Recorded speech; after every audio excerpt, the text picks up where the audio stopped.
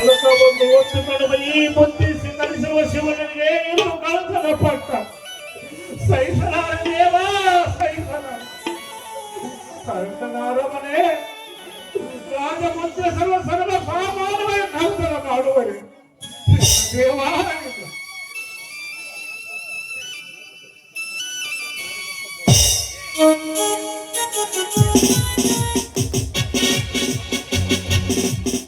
ಶಿವಣ್ಣ, ಸರವನ್ನು ಎಲ್ಲಿ ಬಚ್ಚಿಟ್ಟಿರುವೆ ಹೇಳೋ? ಸರವನ್ನು ಕತ್ತಿದ್ದಲ್ಲ ತಾನು ಎಲ್ಲಿಯೊಂದು ಇಲ್ಲವಲ್ಲ ಸಹ. ಮುಚ್ಚು ಬಾಯ್ ಬದ್ಮಾಶ್, ಮತ್ತೆ ಸುಳ್ಳು ಮಗಳುವೆ. ಸರ ಎಲ್ಲಿ ಹೇಳೋ? ಇಲ್ಲ ಸಹ, ಸತ್ತುಳು ಬಾಯಿಂದ ಸುಳ್ಳು ಬರುವುದು ಇಲ್ಲ. ಓಹೋ, ಇವನು ಸತ್ಯಹರಿಶ್ಚಂದ್ರನ ಮೊಮ್ಮಗ. ನಿನ್ನ ಬುರುಡೆ ಸಾಕು. ಸರ ಎಲ್ಲಿ ಹೇಳೋ? ರಘು, ಬಾಯಿ ಮಾತಿಗೆ ಬಗ್ಗುವ ಗಂಡು ಇವನಲ್ಲ. ಬಿಸಿನೀರ್ ಕಾಯಿಸಿ ಬುರುಡೆ ಮೇಲ್ಸಿರಿದ್ರೆ ತಾನಾಗಿಯೇ ಬಿಡುತ್ತೇನೆ ಬಾಯಿ. ರೇ ಗಜೇಂದ್ರ, ಈ ಶಿವನಿಗೆ ನ್ಯಾಯವಾದ ನಂಬಿಕೆ ಇದೆ. ಹಾಗಾದ ಕಾನೂನಿಗೆ ಶರಣವಾಗಿದ್ದಲ್ಲ ಎಂಬ ತಾತ್ಪರ್ಯ ಇನ್ನ ಒಂದು ಮಾತು, ಈ ಶಿವಣ್ಣನ ಮೇಲೆ ಬುರುಡೆ ಮೇಲೆ ಬಿಸಿಲಿನ ಕಾಸುವ ಕಂಡು ಹುಟ್ಟಿಲ್ಲ, ಮುಂದೆ ಹುಟ್ಟುವುದಿಲ್ಲ. ಹುಟ್ಟುವುದಿಲ್ಲ. ಶಿವಣ್ಣ, ನಿನ್ನ ನ್ಯಾಯ ನೀತಿಯ ಕಾಲ ಕಳೆದೋಯ್ತು. ಇನ್ನೇನಿದ್ದಾರೋ ನಮ್ಮಂತ ಕಳ್ಳರ ಕಾಲ. ಲೇ ಶಿವಣ್ಣ, ನನ್ನ ಗೆಳೆಯನ ಮಾತೆಂದರೆ ನನಗೆ ವೇದವಾಕ್ಯ. ಅವರಿಗಾಗಿ ನಾನು ಬೇಕಾದ್ದನ್ನು ಮಾಡಲು ಸಿದ್ಧ. ಹಾಗಾದರೆ ಸರ್ಕಾರ ಕೊಟ್ಟಿರುವ ಈ ಖಾದ್ಯವನ್ನು ಹೇಗೆ ಧರಿಸುತ್ತಿರುವೆ? ಇವನ್ನು ಬಿಚ್ಚಿಟ್ಟಿರುವ ಚಾಕರಿ ಮಾಡುವವರೇ ದ್ರೋಹಿ. ನನಗೆ ಆ ದ್ರೋಹಿ ಎನ್ನುವೆ ಬಡ್ಡಿ ಮಗನೇ. ಇನ್ನು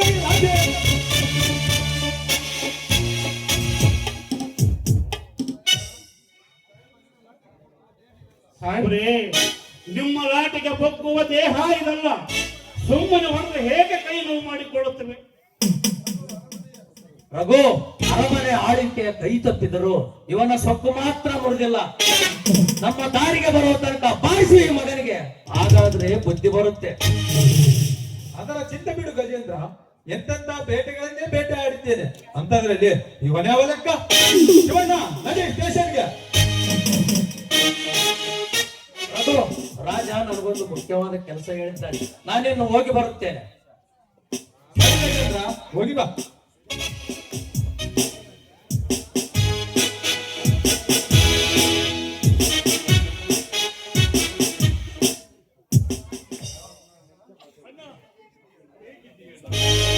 ಚೆನ್ನಾಗಿದ್ದೇನಪ್ಪ, ನೀವೆಲ್ಲರೂ ಚೆನ್ನಾಗಿರೋರಪ್ಪ.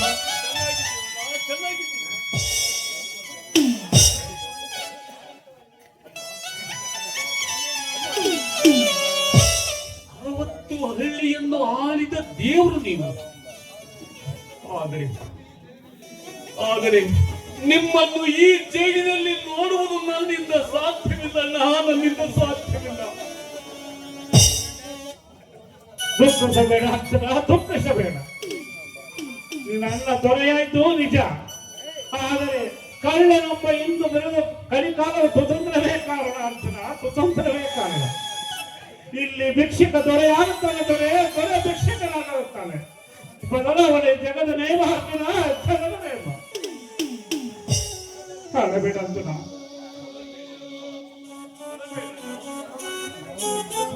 ಅವರ ಕಣ್ಣೀರಿಸುವ ದಯಾಮಯರು ನೀವು. ನಿಮ್ಮ ಕಣ್ಣಲ್ಲಿ ನೀರು ಬಂದರೆ ನನ್ನ ಕಣ್ಣಲ್ಲಿ ನೆತ್ತರು ಬರುತ್ತೀಯ. ನೆತ್ತರು ಬರಬೇಡಣ್ಣ. ಅಣ್ಣ ಅಣ್ಣ, ಇಲ್ಲಿಂದ ಆ ಗಜೇಂದ್ರ ಹೋಗಿದ್ದನ್ನ ನಾನು ನೋಡಿದೆ. ಹೇಳಣ್ಣ, ಅವನೇನಾದರೂ ನಿನ್ನ ಮನಸ್ಸಿಗೆ ನೋವಾಗುವಂತ ಮಾತನಾಡಿದ್ರೆ, ನಿಮಗೇನಾದ್ರೂ ಅಂದಿದ್ರೆ ಹೇಳೋಣ, ಅವನ್ನ ಅಲ್ಲೇ ಹುಟ್ಟಿಲ್ಲ ಅನಿಸ್ಬಿಡ್ತೀನಿ, ಕತ್ತರಿಸಿ ಹಾಕ್ತೀನಿ. ಇಲ್ಲಪ್ಪ, ಅವನೇನು ಅಂದಿಲ್ಲ ನನ್ನ. ಬಿಸಿ ಸತ್ಯವನ್ನು ಹೇಳುವವರಿಗೆ ಇವನಿಗೆ ಅನ್ನ ನೀರು ಏನು ಕೊಡಬೇಡಿ. ನಮ್ಮನ್ನ ಒಳ್ಳೆಯವನಣ್ಣ, ನಮ್ಮಣ್ಣ ಒಳ್ಳೆಯವನು. ಅವನಿಗೆ ಅನ್ನ ಕೊಡಿ ಸಾರ್, ಅನ್ನ ಕೊಡಿ. ಕೊಡುವುದು ಬಿಡುವುದು ನಮಗೆ ಬಿಟ್ಟ ವಿಷಯ, ಅದು ನಿನ್ನಿಂದ ಕಲಿಬೇಕಿಲ್ಲ. ಬಿಸಿ ಒದ್ದು ಒಳಗೆ ಹಾಕಿ ಈ ಕಳ್ಳನನ್ನು.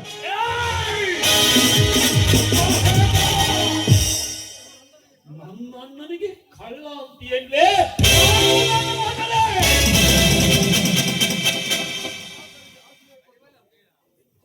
ಅನಾಥರಿಗೆ ಆಶ್ರಯ ಕೊಟ್ಟು ಅವರನ್ನು ಸಾಕಿ ಸಲಹಿದವನೇ ನಮ್ಮ ಅಣ್ಣ. ಹಸಿದವರಿಗೆ ಹಸಿವನ್ನು ನೀಗಿಸಿದವನು ಈ ನಮ್ಮ ಅಣ್ಣ. ಇಂಥ ಅಣ್ಣನ ಕೈಗಳಿಗೆ ಕೈ ಎತ್ತಿ ಕೊಡುವುದು ಗೊತ್ತೇ ಹೊರತು ಕಳ್ಳತನ ಮಾಡುವನಲ್ಲ ಅನ್ಕೊಂಡ. ನನ್ನಣ್ಣನ ದೇವ್ರನ್ನ ಕಳ್ಳನೆಂದು ಸಂಬೋಧಿಸಿ ಮಾತನಾಡ್ತೀಯೇ?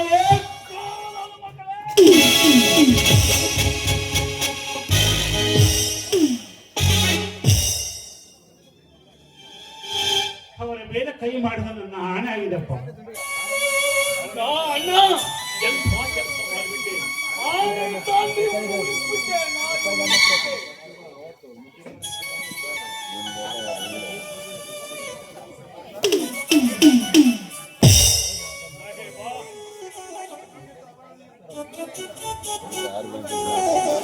ಸಾಹೇಬ, ಈ ನನ್ನ ಅಣ್ಣ ಇಟ್ಟ ಆಣೆಯಿಂದ ನೀನು ಬಚಾವಾದೆ. ಇನ್ನೊಂದು ಮಾತು, ನನ್ನಣ್ಣ ನಿರಪರಾಧಿ ಎಂದು ಸಾಬೀತಾಗುವವರೆಗೂ ಏನಾದರೂ ಅಣ್ಣನ ಮೇಲೆ ಒಂದೇ ಒಂದು ಪೆಟ್ಟು ಬಿದ್ದಿದ್ದೆ ಆದರೆ ನಿನ್ನ ಹುಕ್ಕಲಾಗಿಬಿಡ್ತೀನಿ. ಎಚ್ಚರ. ಅಣ್ಣ, ನಾನು ಬರ್ತೀನಿ. ಹೋಗ್ಲೇ ಮಗನೇ, ನಿನ್ನಂತ ಕೂತಿಗಳನ್ನು ನನ್ನ ಸರ್ವಿಸ್ನಲ್ಲಿ ಬಹಳಷ್ಟು ನೋಡಿದ್ದೇನೆ. ಶಿವಣ್ಣ, ನಿನ್ನ ತಮ್ಮನಿಗೆ ಗುಂಡಿ ತೋಡಲು 1 ನಿಮಿಷ ಸಾಕು, ಆದರೂ ಬದುಕಲು ಬಿಟ್ಟಿವೆ ಅವರನ್ನು. ಏಕೆ ಗೊತ್ತೇ?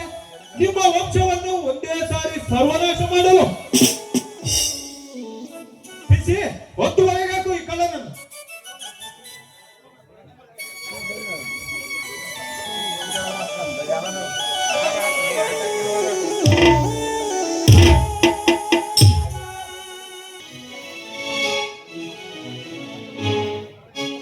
ಕಾಂಚನ, ರಾಜಮುದ್ರೆ ಸರ ಹೇಗೆ ಕಾಣೆಯಾಯಿತು? ಅದೇ ನನಗೂ ತಿಳಿಯುತ್ತಿಲ್ಲ. ಕಣ್ಣು ಮುಚ್ಚಿ ಕಣ್ಣು ಬಿಡುವುದರೊಳಗೆ ಮಾಯವಾಗಿತ್ತು ರಾಜಮುದ್ರೆ ಸರ. ಸರ ಮಾಯವಾಯಿತು, ನಮಗೆ ಅನುಕೂಲವಾಯಿತು ಕಾಂಚನ. ಅನುಕೂಲವಾಗಿರಬಹುದು, ಆದರೂ ರಾಜಮುದ್ರೆ ಸರ ಕಳುವಾಯಿತಲ್ಲ. ಅದು ಹೋದ್ರೆ ಹೋಗ್ಲಿ ಬಿಡಿ ಕಾಂಚನ. ಅದು ಹೋದ್ರೆ ನಾನು ಮತ್ತೊಂದು ಮಾಡಿಸಿಕೊಡ್ತೇನೆ. ಒಟ್ಟಿನಲ್ಲಿ ನನ್ನ ತಾಯಿಯನ್ನು ಕೊಂದ ಆ ಶಿವಣ್ಣ ಜೈಲು ಸೇರಿದನಲ್ಲ, ಅಷ್ಟು ಸಾಕು ನನಗೆ. ಅತ್ತೆಯನ್ನು ಕೊಂದ ಆ ಪಾಪಿಗೆ ಸರಿಯಾದ ಶಿಕ್ಷೆ ಆಯಿತು. ಬರೀ ಶಿಕ್ಷೆಯಾದರೆ ಸಾಲದು ಕಾಂಚನ, ಅವನು ಜೀವನ ಪೂರ್ತಿ ಕೊರಗಿ ಸಾಯುವಂತೆ ಮಾಡಬೇಕು. ಅದಕ್ಕೆ ನೀವು ಚಿಂತೆ ಮಾಡ್ತೀರಾ? ಅದಕ್ಕೆ ನಾನಿದ್ದೀರಲ್ಲ. ಹಾಗಾದರೆ ನನ್ನ ಕೆನ್ನೆಗೊಂದು ಮತ್ತೊಂದು ಕೊಡಲಿಲ್ಲ? ಏನು ಹೇಳ್ತಿದ್ದಾರೆ ನೀವು? ಮನೆಯಲ್ಲೆಲ್ಲ ಆಳು ಮಕ್ಕಳಿದ್ದಾರೆ. ನೀನು ಮುತ್ತು ಕೊಡುವವರೆಗೂ ನಾನು ಬಿಡುವುದಿಲ್ಲ. ಈಗ ಬೇಡ ರಾಜ, ನೋಡಿ ರಾತ್ರಿ ಬನ್ನಿ, ಒಂದೇಕೆ 100 ಮುತ್ತು ಕೊಡ್ತೀನಿ. ಕೊಟ್ಟ ಮಾತಿಗೆ ತಪ್ಪಬಾರದು. ಹಾ ಕಾಂಚನ, ನಾನು ಪಂಚಾಯತ್ ಕಟ್ಟೆ ಹೋಗಿ ಬರ್ತೇನೆ. ಹಾಗೆ ಆಗಲಿ, ಬೇಗ ಬಂದ್ಬಿಡಿ.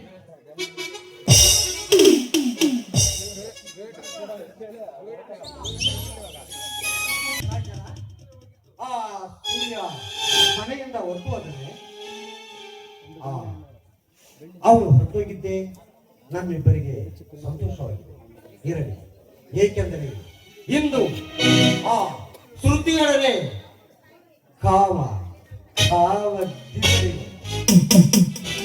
ಅಯ್ಯೋ, ಈ ಸಮಯದಲ್ಲಿ ಸೂರ್ಯ ಬಂದ್ರೆ ನನಗಂತೂ ತುಂಬಾ ಭಯ ಆಗುತ್ತಪ್ಪ.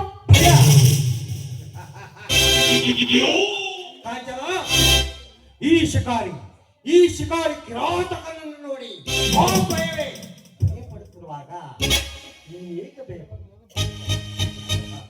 ಆ ಭಯಪಡುವ ಅವಶ್ಯಕತೆ ಇಲ್ಲ. ಏಕೆಂದರೆ ಆ ಸೂರ್ಯ ಇಲ್ಲಿಗೆ ಬಾರದಂತೆ ಎಲ್ಲ ವ್ಯವಸ್ಥೆ ಮಾಡಿದೆ. ಸರಿ, ಏನಾದ್ರೂ ಸಮಸ್ಯೆ ಆದ್ರೆ ನನ್ನನ್ನು ಕರೀರಿ, ನಾನು ಒಳಗಿರ್ತೀನಿ.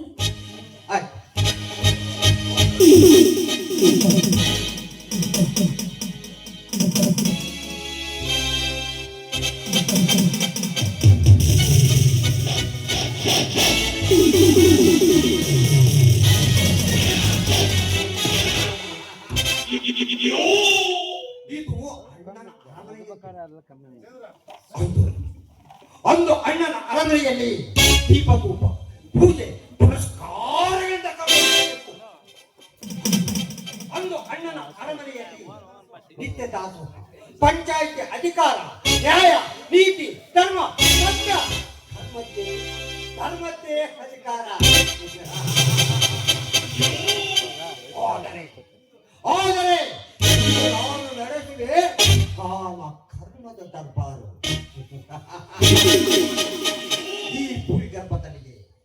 ಈ ಭೂಗರ್ಭದಲ್ಲಿಯೇ ಸೃಷ್ಟಿಯಾದ ಅಣ್ಣನ ಅರಮನೆಯ ಉಪಕಥಾ ನಾಯಕಿಯೇ ನಿನ್ನನ್ನು ಯಾವ ರವಿವರ್ಮನ ಅಧ್ಯಾಯದ ಪುಟಗಳ ಸಾಲಿನಲ್ಲಿ ವರ್ಣನೆ ಮಾಡಲಿ.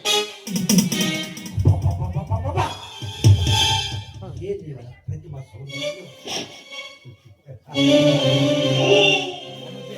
ಎಂಥ ಇವಳ ಪ್ರತಿಮಾ ಸೌಂದರ್ಯವತಿ. ಏಕೆ ಒಮ್ಮೆ ಇವಳ ರೂಪ ಸೌಂದರ್ಯ, ಇವಳ ಆಂತರ್ಯಕ್ಕೆ ಒಮ್ಮೆ ನಾನೇಕೆ ಇವಳ ದೈಹಿಕ ಮಾನಸಿಕ ಭಾವನೆಗಳ ಮೇಲೆ ಒಮ್ಮೆ ಲೈಂಗಿಕವಾಗಿ ನಾನೇಕೆ ಇವಳ ಕೋಮಲವಾದ ಅಂದವಾದ ಅಣ್ಣನ ಅರಮನೆಯ ಉಪಕಥಾ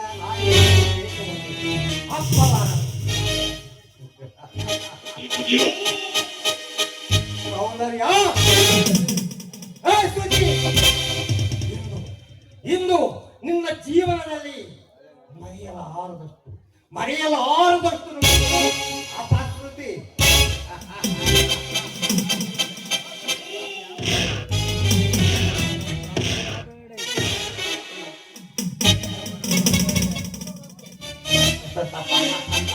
ರಾಜ, ನಿನಗೆ ಕೊಟ್ಟ ಮಾತಿನಂತೆ ಶ್ರುತಿಯನ್ನು ಎಳೆದು ತಂದಿರುವೆ.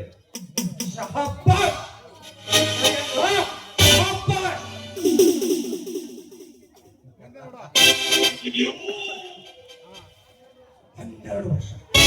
12 ವರ್ಷ ತಪಸ್ಸು ಮಾಡಿ ಆ ದೈವ ಸಾಕ್ಷಾತ್ಕಾರಗೊಳಿಸಬಹುದು. ಮಾತೃಗಳನ್ನ ಹತ್ತಿ ಹಿಡಿದು ಸಂಪಾದಿಸಿಕೊಳ್ಳಬಹುದು. ಯುಗಗಳು ಉಳಿದರು, ಶತಕೋಟಿ ದೇವತೆಗಳು, ಶತಕೋಟಿ ಜನಸಂಖ್ಯೆ ಕೋಟಿರುವ ಭಾರತವನ್ನೇ ಆಳುವ ಸರ್ವಾಧಿಕಾರಿಯಾಗಬಹುದು. ಆದರೆ ಒಬ್ಬ ಯುಗ ಪುರುಷ ಹುಟ್ಟುವಂತೆ ನಿನ್ನಂತ ಸ್ನೇಹಿತರನ್ನು ಪಡೆದದ್ದು ನನ್ನ ಎಷ್ಟೋ ಜನ್ಮದ ಪುಣ್ಯ. ಅಣ್ಣನಿರದ ಸಮಯದಲ್ಲಿ ಅತ್ತಿಗೆ ಮೇಲೆ ಕಾಮದಾಟ ಆಡುವ ಕಾಮಾಂಧರ ಕೇವಲ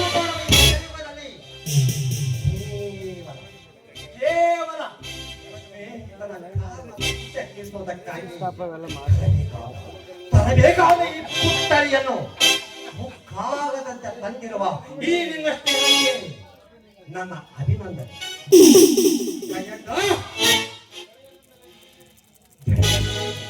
ಗೆಳೆಯನೆಂದರೆ ನೀನೇ ಕಾಣು. ಹೇಗಂದ್ರ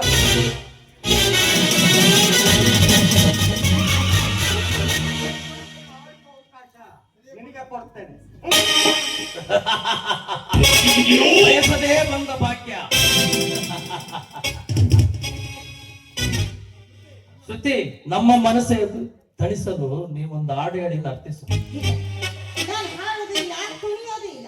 ಕುಣಿಯುವುದಿಲ್ಲ. ಕುಣಿಯದಿದ್ದರೆ ಕಿತ್ತು ತಿನ್ನುತ್ತೇನೆ ನಿನ್ನ ಶೀಲ.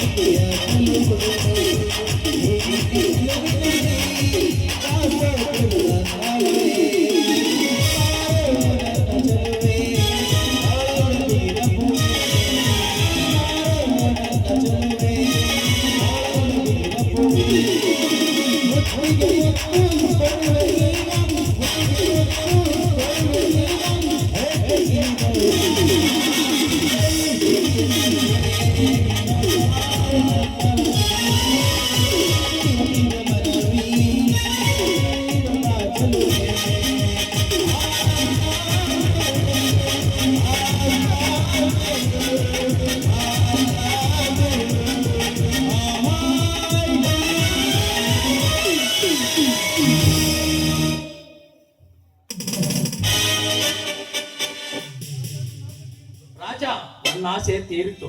ಮುಂದಿನದ್ದನ್ನು ನೀನ್ ನೋಡ್ಕೊ, ನಾನಿನ್ನು ಹೋಗಿ ಬರುತ್ತೇನೆ.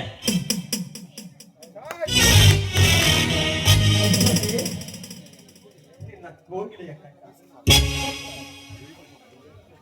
ಶ್ರುತಿ, ನಿನ್ನ ಕೋಗಿಲೆಯ ಕಟ್ಟ ನವಿಲಿನ ಧ್ವನಿತ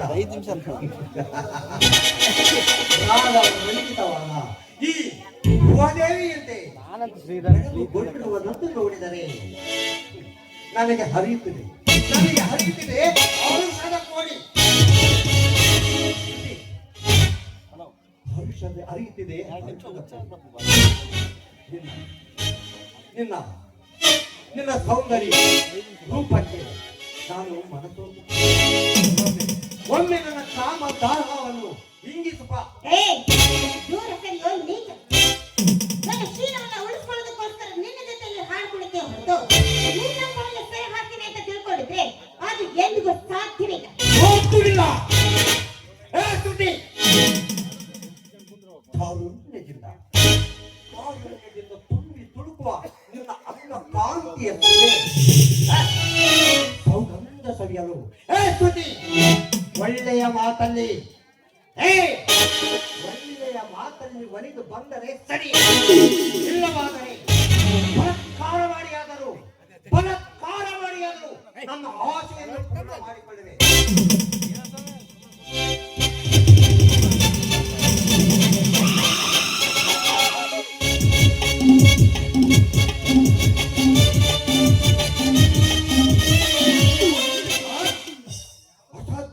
ಅಸಾಧ್ಯ ಎಂಬರಿಯದ ಈ ಸರ್ದಾರನಿಗೆ ಸವಾಲು. ನನಗೆ ಆಡಿಸುವುದು ಗೊತ್ತು, ಕಾಡಿಸುವುದು ಗೊತ್ತು.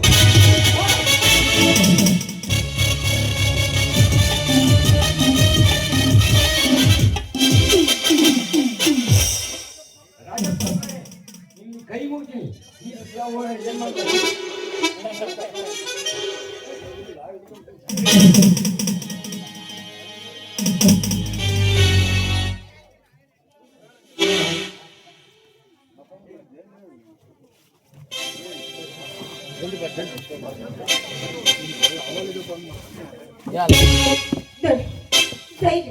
ನಾನೇನು ಮಾಡು, ನಾನು ಅಣ್ಣನ ಅರಮನೆ ಮಗಳು.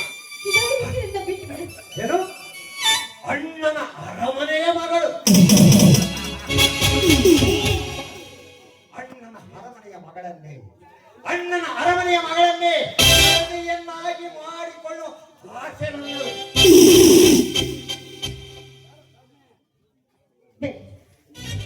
ನಿನ್ನ ಸೇಡು ಅಂತ ಹೇಳಿ ಒಂದು ಹೆಣ್ಣಿನ ಶೀಲವನ್ನು ಕೇಳೋದು ಎಷ್ಟಿದೆ? ನಾನು ನಿನಗೆ ತಂಗಿ ಸಮಾನ. ತಂಗಿ ಏಯ್ ತಂಗಿ, ಮುಚ್ಚ ಬಾಯ್.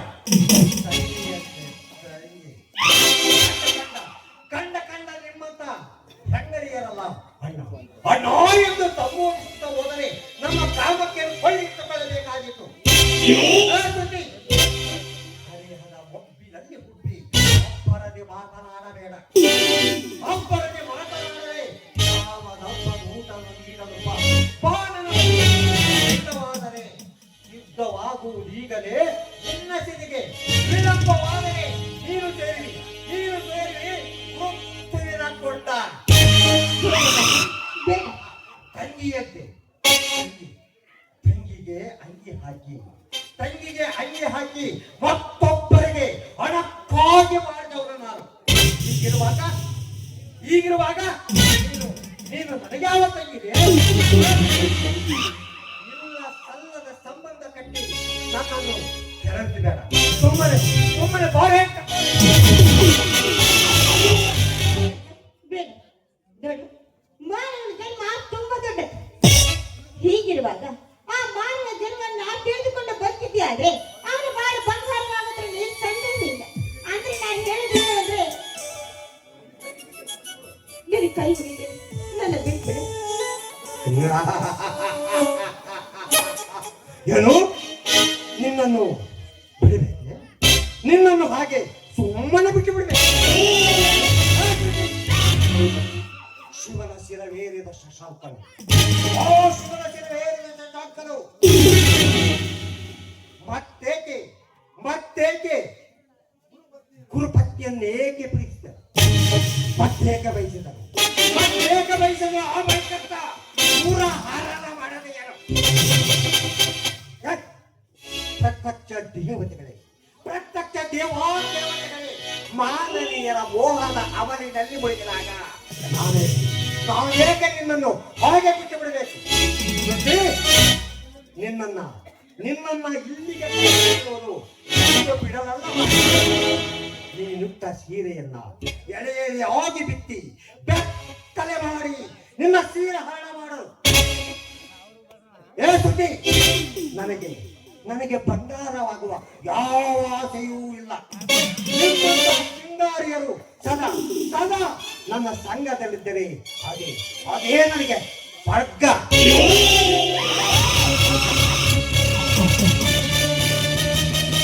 ಸೇಡು ಅಂತ ಹೇಳಿ ನೀನು ನನ್ನ ಮೇಲೆ ಬಿದ್ದಿರೋ ವಿಚಾರ ನಿನ್ನನ್ನು ಕೊಚ್ಚಿ ಹಾಕ್ತಾರೆ ಎಚ್ಚರ. ಸುಡುಗಾಡು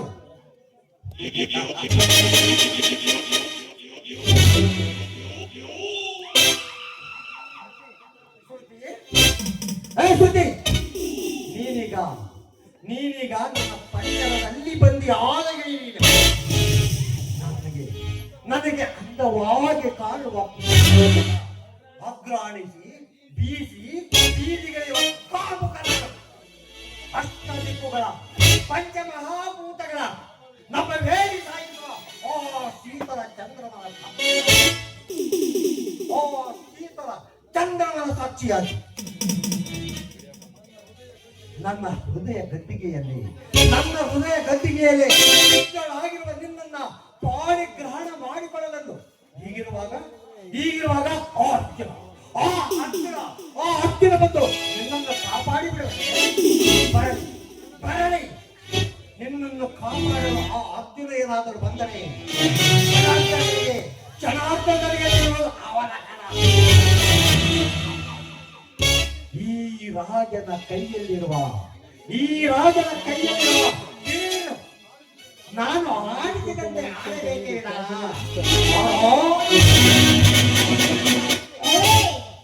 ಹಾಗಂತ ಹೇಳಿ ಹೆಜ್ಜೆ ಮುಂದೆ ಬಿಟ್ಟಿದ್ದೆ ಆದ್ರೆ ನನ್ನ ಮಾವನಿಗೆ ಲೆಟ್ಟೆಯಿಂದ ಹೊಡಿಬೇಕಾಗಿದ್ದು ಬರೀ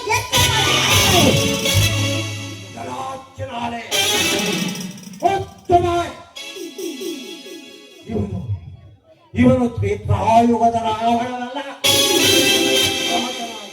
ರಾಜನಾಗಿ ರಾವಣ.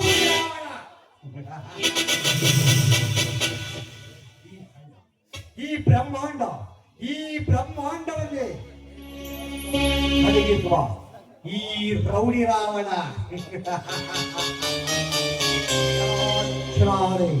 ಈ ತನ್ನೇ ಎಂದು ಭಾವಿಸಿ ಆಟಕ್ಕೆ ಬರುವವರು ಅದೆಷ್ಟು ಹೆಣ್ಣು ಹುಡುಗಿಯರು. ಹೀಗಿರುವಾಗ ನನಗೆ ಮೆಟ್ಟಿನ ಬಗ್ಗೆ ಮಾತನಾಡುವಿಯೇ ಹಕ್ಕಿನ ಹೆಣ್ಣೆ ನೀವು. ಸುದ್ದಿ, ನೀವು ಇಲ್ಲಿಯವರೆಗೆ ನೋಡಿರುವುದು ಮಕ್ಕಳ ಆಟ. ಇನ್ನು ಮುಂದೆ ನೋಡು ಈ ಖಳನಾಯಕನ ಕರ್ಮದ ಆಟ.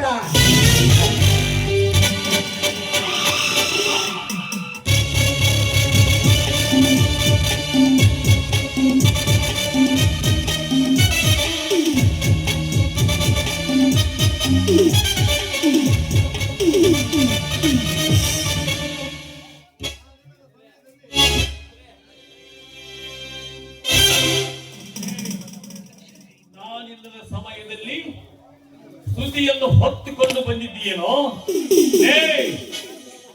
ಈ ನನ್ನ ಸುದ್ದಿಗೆ ಕೈ ಹಾಕಿದ ನಿನ್ನನ್ನ ಕಟ್ಟಿ ಹಾಕ್ತೇನೆ.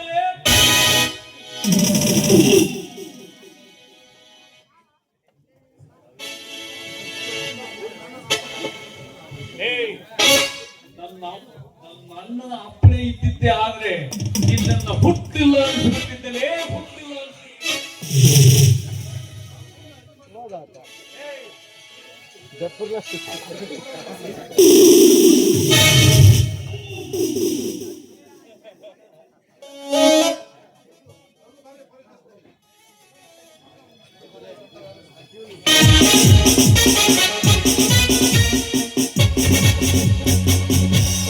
ಅರ್ಜುನ, ಇವರಿದ್ದಾರೆ. ಯಾವ ಕಾರಣಕ್ಕಾಗಿ? ರಾಜ ಅವರ ಕಡೆಯವರ ಮೇಲೆ ದೌರ್ಜನ್ಯ ಮಾಡಿದ್ದಕ್ಕೆ. ಶರಣಾಗುತ್ತೇನೆ. ಆದರೆ ಜೈಲಿನಿಂದ ನನ್ನ ಅಣ್ಣನನ್ನ ಬಿಡುಗಡೆ ಮಾಡಬೇಕು. ಅದು ಆಗದ ಮಾತು. ಸರ ಸಿಕ್ಕ ನಂತರವೇ ಶಿವಣ್ಣನ ಬಿಡುಗಡೆ. ಹಾಗೇನಾ? ಸರಿ, ಹಾಗಾದ್ರೆ ಸ್ವಲ್ಪ ತಡಿ.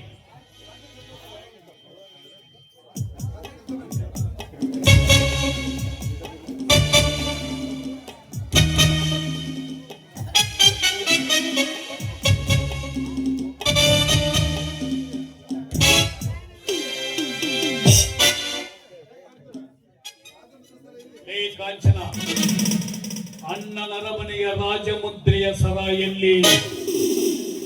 ರಾಜಮುದ್ರೆಯ ಸರ ಗೊತ್ತಿಲ್ಲ. ಗೊತ್ತಿಲ್ಲ? ಮಾಟಗಾರ್ತಿ ಅದರಿಗಿತ್ತಿ ಹಬ್ಬ ಮಾಡಿದ್ರೆ ಮನೆಗಂಡ ಉಪವಾಸ ಇದ್ದಂತೆ. ನೀವು ಅಂಥವರು. ಈ ನಿನ್ನ ನಾಟಕ ನನ್ನ ಮುಂದೆ ನಡೆಯುವುದಿಲ್ಲ. ಯಾಕಂದ್ರೆ ನಾನು ನಾಟಕದವನೇ. ನಿಜ ಹೇಳ್ತೀಯೋ?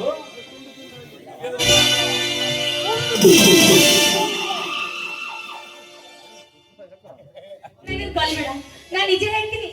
ರಾಜಮುದ್ರೆ ಸರ ಸಿಕ್ಕಿದೆ. ಅದು ಕಬ್ಬಿಣ ಪೆಟ್ಟಿಗೆಯಲ್ಲಿತ್ತು. ಹೇಳಿದೇನು ಸಾಹೇಬ? ನೋಡಿದೇನು ಸಾಹೇಬ? ಈಗಲಾದರೂ ನನ್ನನ್ನ ಶಿವಣ್ಣನನ್ನ ಬಿಡುಗಡೆ ಮಾಡುತ್ತಾನೆ. ನೋಡೋಣ, ವಿಚಾರ ಮಾಡುತ್ತೇನೆ. ಹಾಗೆ ನೀನು ವಿಚಾರ ಮಾಡ್ತಾನೆ ಇರು. ನಾನು ವಿಚಾರ ಮಾಡಿಕೊಂಡು ತುಂಡ ಕತ್ತರಿಸಿ ಹಾಕ್ತೀನಿ. ನಡು, ಅವನ್ನ ಬಿಡ್ತೀನಿ ಅಂತ ಹೇಳು. ಇಲ್ಲದಿದ್ರೆ ಇವನು ನನ್ನನ್ನು ಸಾಯಿಸಿಬಿಡ್ತಾನೆ. ಬೇಡ ಅರ್ಜುನ, ಬೇಡ. ಶಿವಣ್ಣನನ್ನು ಬಿಡುಗಡೆ ಮಾಡುತ್ತೇನೆ. ಅವನನ್ನು ಬಿಟ್ಟು ಬಿಡು.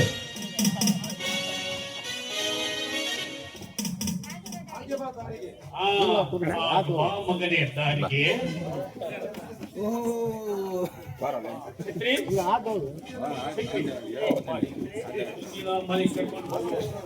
ಹುಷಾರ್.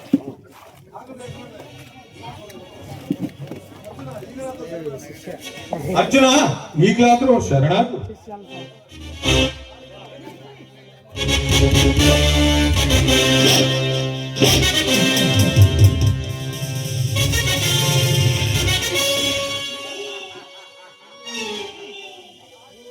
ಬೋನಿಗೆ ಬಿತ್ತು ಹುಲಿ. ಓನಿಗೆ ಬಿತ್ತು ಈ ಬಹದ್ದೂರು ಹುಲಿ. ಏ ಹುಲಿ ಹುಲಿನೇ ಕಣೋ. ನಾಡಿನಲ್ಲಿದ್ದು ಹುಲಿ, ಜೈಲಿನಲ್ಲಿದ್ದು ಹುಲಿ, ನಾಡಿನಲ್ಲಿ ಕಾಡಿನಲ್ಲಿದ್ರು ಹುಲಿ. ಹೇಗಿದ್ರು ನಾನು ಬಹದ್ದೂರು ಹುಲಿನೇ ಕಣೋ. ನಾನು ಬಹದ್ದೂರು ಹುಲಿ. ಆದ್ರೂ ಈ ಹುಲಿನ ನಿಮ್ಮಿಂದ ಏನು ಮಾಡಕ್ಕಾಗುತ್ತಿಲ್ಲ.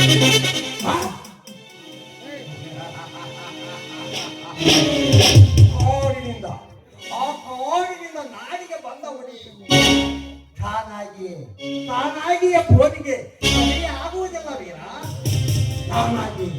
ನಾನಾಗಿಯೇ ಬೋನಿಟ್ಟು ಬೇಟೆಯಾಡಿ ಮನೆ ಹಾಕಿದ್ದೇನೆ. ಆಗುವುದಿಲ್ಲ ಎನ್ನುವುದು ಅರಿವೆ. ಆಗುತ್ತದೆ ಎನ್ನುವುದು ಆಗದೇ ಇರುವುದನ್ನೇ ಸಾಧಿಸಿ ತೋರಿಸಿದವನು ಈ ಜನಗಾರ. ಇವನೇ ಈ ಬಹುತ್ತೂರ. ಕಣ್ಣಿಟ್ಟ ಕೆಲಸವನ್ನ ಕಣ್ಣು ಮುಚ್ಚಿ ಕಣ್ಣು ಬಿಡುವುದರೊಳಗಾಗಿ ಮಾಡಿ ಮುಗಿಸುವ ಖತರ್ನಾಕರ ನಾಯಕ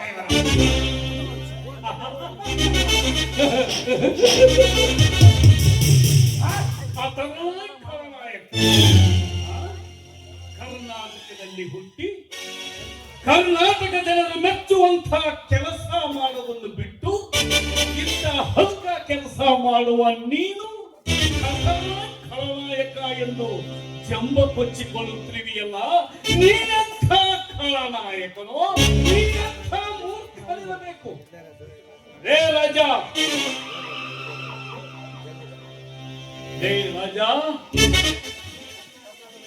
ಕರ್ನಾಟಕದಲ್ಲಿ ಹುಟ್ಟಿ ಕರ್ನಾಟಕದಲ್ಲಿ ಕೊಬ್ಬಿನಿಂದ ಬೆಳೆದು ನಿಂತ ನಿಮ್ಮಂಥ ದುಷ್ಟರನ್ನು ಕೊಟ್ಟ ಹಾಕಲೆಂದೇ ಹುಟ್ಟಿ ಬಂದ ಕರ್ನಾಟಕದ ಹುಲಿ ಕರ್ನಾಟಕದ ಹುಲಿ.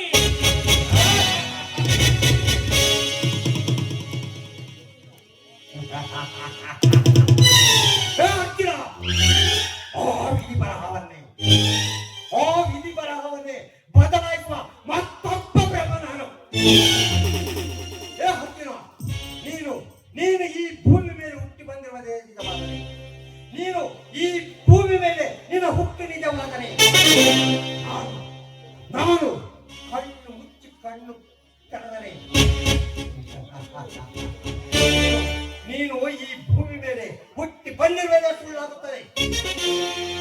ಕೊಚ್ಚು ಹೊಗೆಯಲು ಬರುವ ಅವರಿಗೆ ಹೆಚ್ಚಿನವನು ನಾನು. ಅರ್ಜುನ, ಸಾಮ್ರಾಜ್ಯವನ್ನೇ ಕಟ್ಟಿ ಸತ್ತಿನಿಂದ ಮೆರೆಯುವ ನಿನ್ನಂತ ಸರದಾರನಿಗೆ ತಂತ್ರ ಕುತಂತ್ರದ ಸೇಡಿನ ಸಂಚು ರೂಪಿಸುವ ಸಿಂಹ ನಾನು.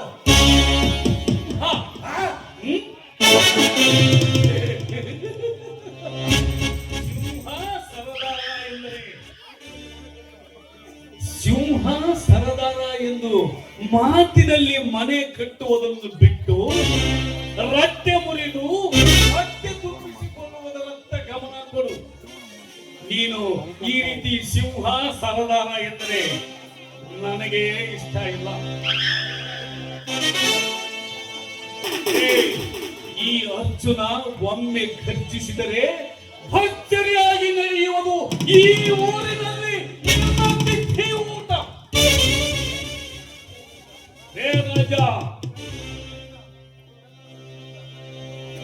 ಹೇ ರಾಜ, ಕಳ್ಳ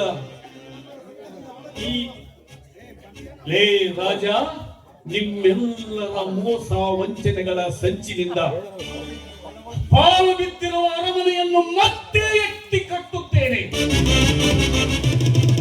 ಮತ್ತೆ ನನ್ನ ಅಣ್ಣನ ಮನೆಗೆ ಹೊಸ ಕಲೆ ತಂದೆ ತರುತ್ತೇನೆ.